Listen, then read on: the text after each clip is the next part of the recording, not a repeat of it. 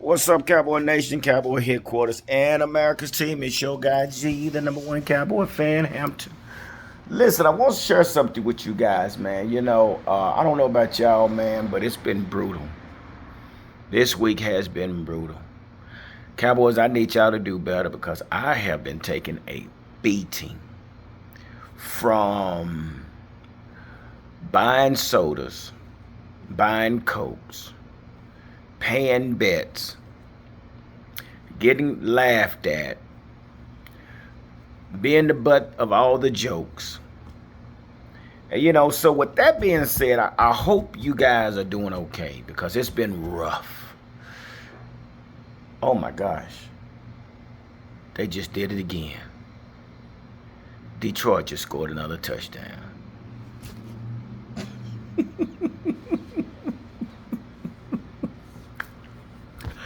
I know that's just the inside joke. Anyway, that's one of them jokes that just won't stop because Detroit continues to keep scoring touchdowns and look like it's going to go the rest of the week. But I had the opportunity, man, to look at the film, rewind the film, fast forward the film, pause the film, and rewind again. And I'm going to say this here. Chauncey Golston, Osa Odighizuwa, Mazi Smith, and Carl Lawson. Those were your four down linemen on this defense. And we saw how bad that turned out. What was our expectation?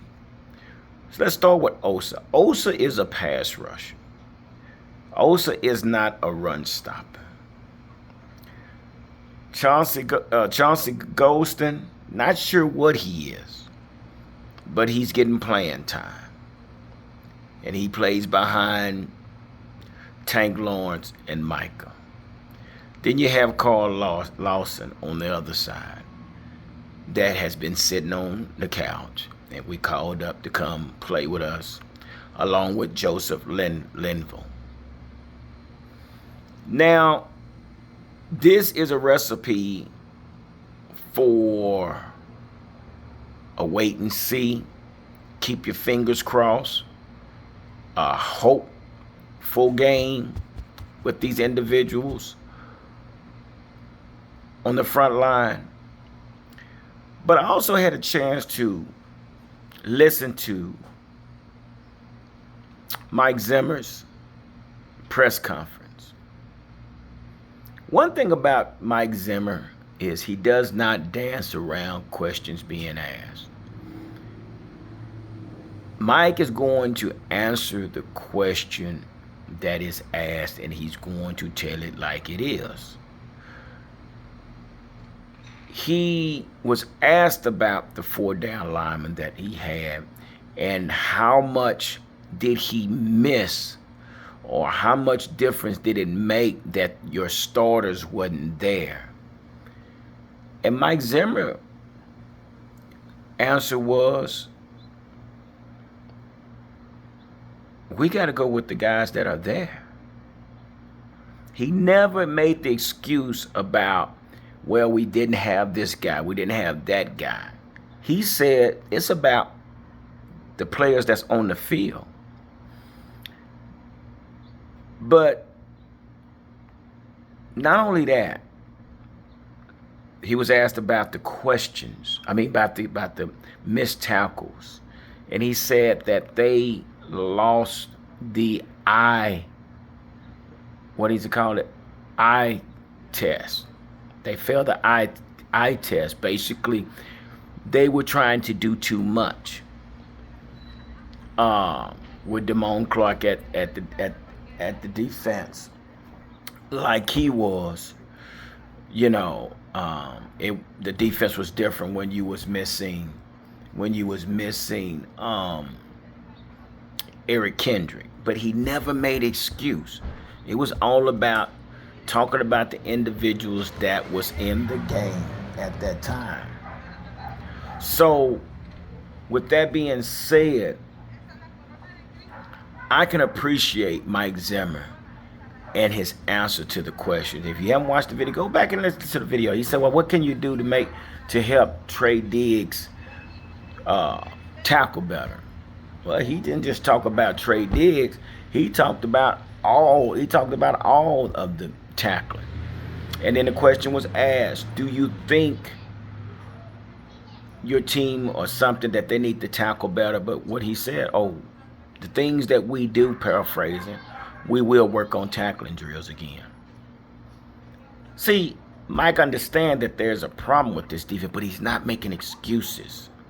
And he gave the defense, these guys, he said, listen, these guys work their butt off. They really do. But what he's saying is, these players are here for a reason. I cannot make excuses because some individuals are not here. But I can appreciate that. So, listening to Mike Zimmer answer questions versus Mike McCarthy and Dak Prescott, how they dance around the questions.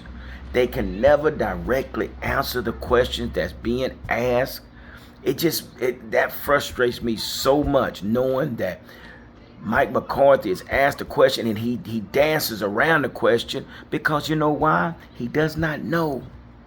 Mike McCarthy does not know. Same thing with Dak.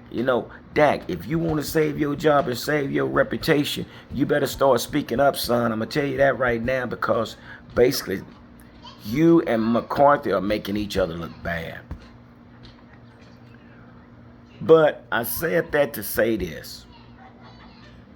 After rewinding, after fast forwarding, after watching the plays, after pausing the plays, what I came up with, we got problems. We got major problems, all the way from our owner down to the players. We have problems. And now we're talking about Bill Belichick. Stop. Would y'all please stop with this Bill Belichick? We witnessed that it wasn't Bill Belichick. It was Tom Brady. Tom Brady didn't need Bill Belichick. Bill Belichick needed Tom Brady. And we witnessed that when he went to Tampa Bay and won another Super Bowl. So stop with the old man assumptions or scenarios, because that's not going to happen, because you got two bullheaded men. That's not going to work on the same team. But again, we need creativity. We need youth. We need schemes. But again, I say this, it's been a rough week for me. It's been rough. It's been rough trying to make it through this week. I'm telling you, Cowboys, y'all going to have to do better. Now that we have this bye, I don't know. But now, the way Jerry is saying, there's not going to be a change. He had some choice words from those guys, RJ, Shannon, RJ, 105 through the fan. He had some choice words. But what he's saying is no change. But that just shows you the level of thinking that Jerry Jones is. He's bullheaded. And he's not listening to nobody but himself. So this is where we are, y'all. I just want to share that with you, that it's been a rough week for me, and I know it's have been for y'all. So let's just continue to support one another. Let's hold on, and let's weather this storm. And like they always say, time heals all wounds. But boy, I tell you, this is a wide open wound that needs to be healed like ASAP. All right, guys, do me a favor. Make sure you hit the like button. Make sure you hit the share button. And also hit your notification bell so we can continue to create the algorithms here and keep this podcast going and growing. All right, appreciate y'all. It's your guy, G, the #1 Cowboy fan. Hampton. Deuces.